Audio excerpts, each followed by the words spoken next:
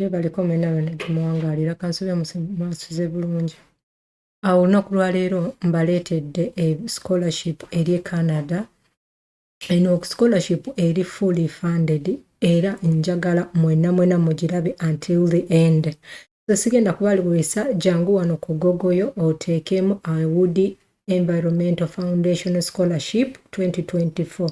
Ojje ku page esookera ddala onoogikwatako egenda kulaga ebintu ebifaanagana bwe bityo ekugamba etya. Ekugamba Audi Environmental Foundation Scholarship 2024 kati okkirire wansi olabe ebintu bino.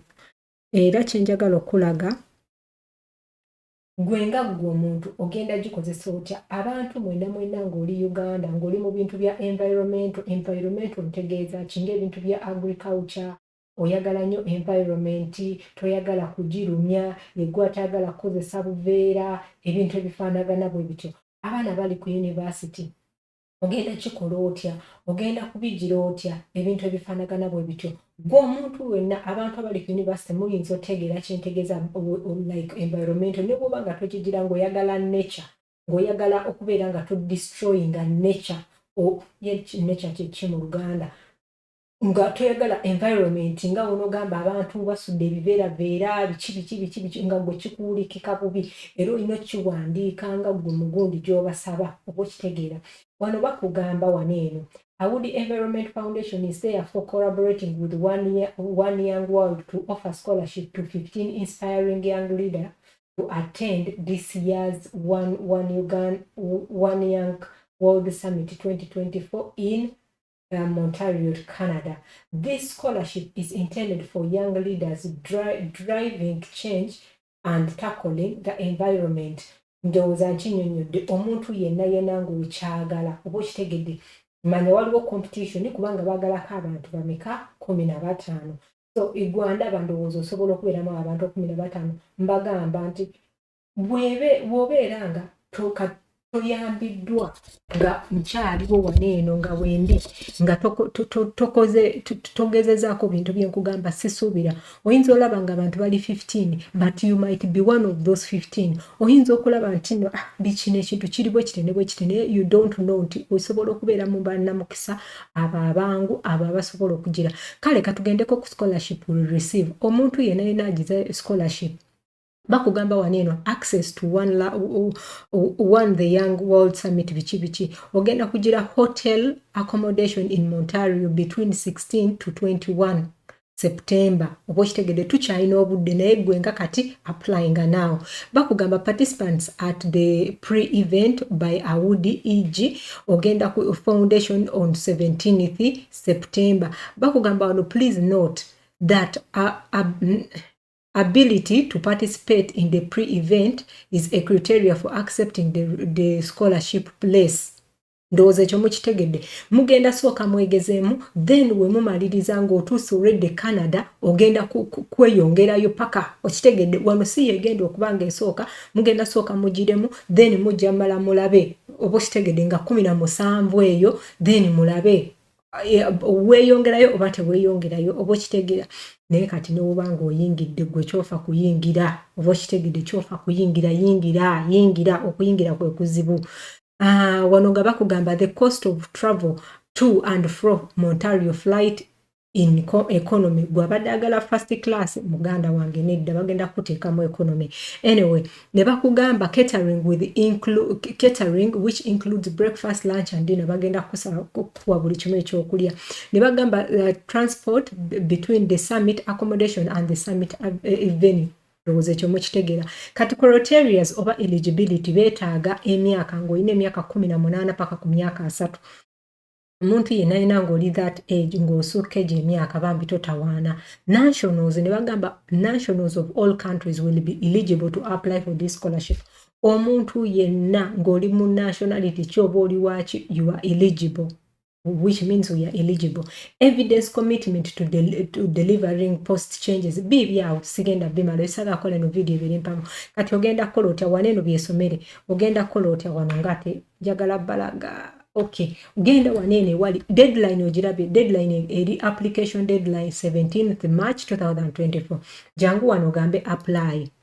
ojawe wali apply nokakwatako ogenda kujja ku page efaanana bweti kati kweno page efaanana bweti ekugamba batya wano ogenda tsooka weeyogereko ebikwatako gwe nga gwe about you erinnya lyo wa woosula application questions they are going to ask you questions olina okubanga wano osaza anyway additional information ebikwatako nga gwe nti ni passport lerere bikibwe bityo mama wo taata wo bikubanga tebagala leeta muntu gwe batamanyi anyway then no completing you submit ndowooza mwakishenga munonga mwakirabye kati tugende maaso kati olaba wano mbijjuzaamu mangu wano nkulage kati wano kyogenda okukola teekamu email address yo gye banaakubako nga kweri n'ekirala abannayuganda temumanyi postcode oteekawo 256 eyiyo ebiseera ebimu osobola n'oteekawo 0 emirundi ena oba okitegedde akantu kabagira nationality teekawo ugandan then ogende ku next page kati tuno tugenze ku next page kambabulire wokola ekintu ne kigaana n'obanga okoze ekintu ekifo bagenda kulaga ekintu kya red which means you have to correct that kati wano bakugamba tugenze ku gundi endala bagamba organization position of at organization short bio kati abantu bonna ababeera mu bintu bya organization bino bye mugenderamu olina okubeera ng'olina kati kangeze nema ng'olina any kwebyo ebitongole byebadde olina kangeze nnema obanga ku ssomero osobola oteekawo kangeze Makerere University oba kangeze bwe batyo n'oteekawo gundi n'oteekawo what environmental issue are you working to solve and why are you passionate about kati wano olina okubalaga nti nze gwolaba environment njagala nnyo obuveera obwo butta ebirime ate ebirime ebyo we bigenda like you have to explain no gira no balaga ensigo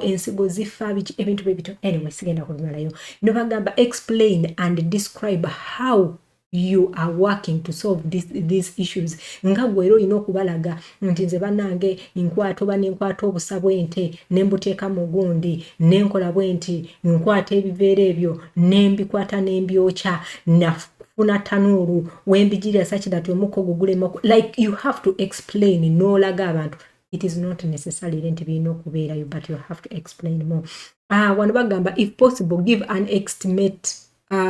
estimate of the number of people who are being positive biki ebyo byonna bino ebintu byangu nnyo didididi ng'obiwandika ng'obiteekayo make your work initiative byonna biteeke bwe bityo ng'ogamba next oba okitegeera kati wano nze maze gajjuzaamu mu speed eyayiriri such that tugenda ku next page tulabe next page ebiriyo kati sibagambye wali awase waliwo kweyo page kwennyini kuliko awamu ng'olina oteekawo website gy'omulina nga mukolayo ebintu bya environment bintu bwe bityo n'abantu by the way abali mu organization z'enzizi wells as in enzizi naawe osobola ogamba environment tugikola bwe tuti kyova olaba tupampinga amazzi okuva mu ttaka biki ebintu bwe bityo nakyo kikola kati awasembayo waawano actually was it the third okay wano eno sigenda kutsukkawo wano just otikinga bo box bagamba wano how did you hear about us oba LinkedIn oba Facebook oba Instagram oba wa byonna gwe kennyini others you have to put okay tugambe YouTube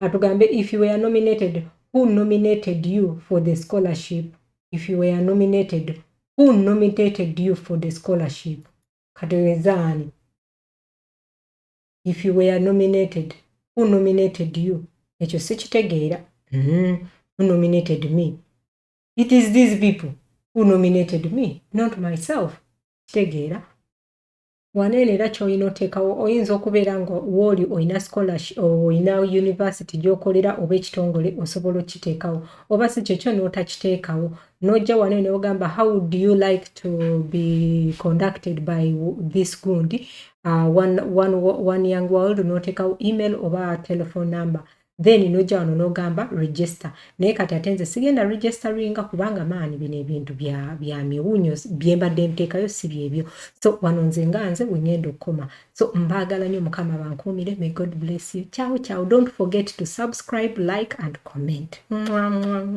share it with someone.